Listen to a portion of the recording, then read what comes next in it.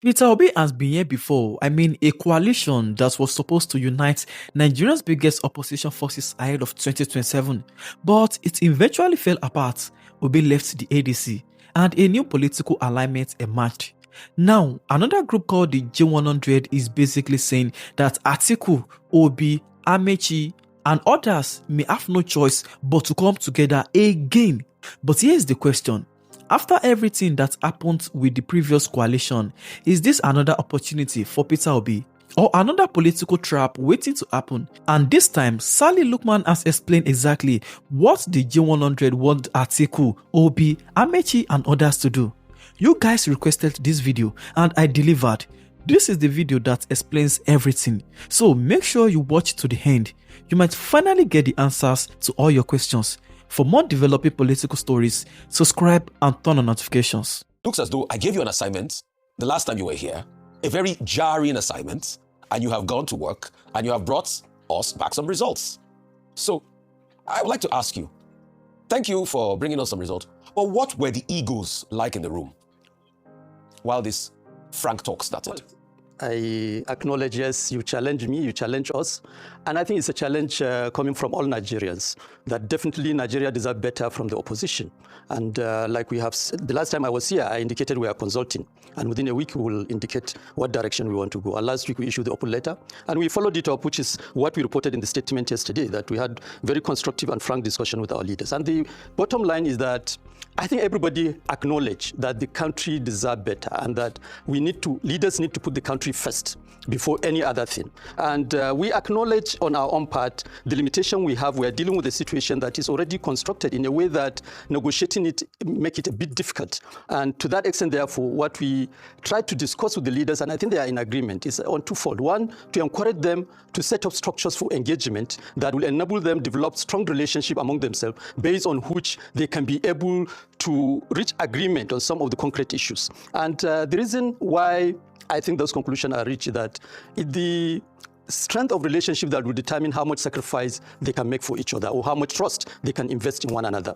And to that extent, I think we have all agreed to move to the next stage, which is basically to bring everybody together and put forward a proposal. And some of the proposals are already before them and they are consulting.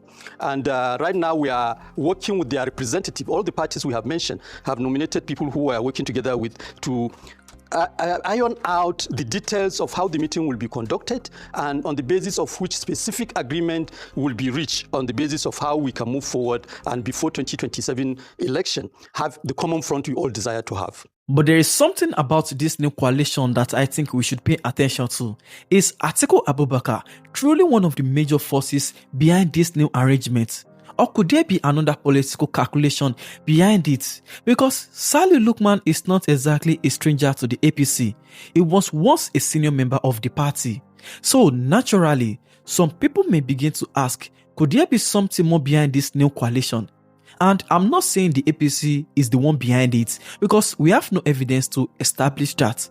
But in Nigerian politics, questions about who is driving an opposition coalition are always going to matter. And if the ultimate goal is to challenge one candidate capable of challenging Tinubu in 2027, then the real battle may not even be between the opposition and the APC yet. It may first be between the opposition leaders themselves. Go back to the tail of Rufai's questions on egos in the room.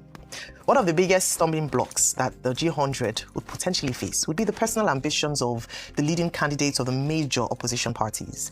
Many of them have large followings. If you look at Waziri Adamawa, Atiku Abubakar, if you look at Mr. Peter Obi, if you look at, even their vices, the vice presidential candidates, they have a strong following. How do you hope to bring them together, to persuade them to have a consensus candidate, if that is the aim of the G100? Do you think it's possible? Number two, some of their followers are even saying that they would not agree on behalf of their principal. They're saying even they dare their principal to not, step down. How do you hope to manage these expectations and these ambitions ahead of 2027? And do you have enough time for that? Ayo, I must confess, the point you raise is really a very serious issue. And all that we keep saying, which we emphasize to all of them, each one of them want to be president of the Federal Republic of Nigeria, but only one of them can be president. And we also, because among us, among the 100 of us, there are also people who strongly support some of them. And we had to appeal to ourselves, just like we are appealing to them, that look, we need to played the bigger picture. The bigger picture is that we want them to win the election. We want the opposition to present something formidable that will give confidence to Nigerians on the basis of which they will come out to vote for them and they can win the election. If we encourage them to go in this divided way, we will repeat what happened in 2023 and come back to square one. And the situation may not be what we are all bargaining for. I must admit, and I'm not here to present something as if it is a very simple thing. It's a very difficult task. We are appealing, just like we are appealing to our leaders and all of us, we are also appealing to Nigeria, including the supporters of this candidate. What they want at the end of the day, they want the people they are supporting to win the election. And the main opponent is the APC and President Bola Ahmed Tinubu. That's the main opponent. If we encourage them to continue to contest against each other, it will strengthen the main opponent. And I don't think that is the objective anybody is working for.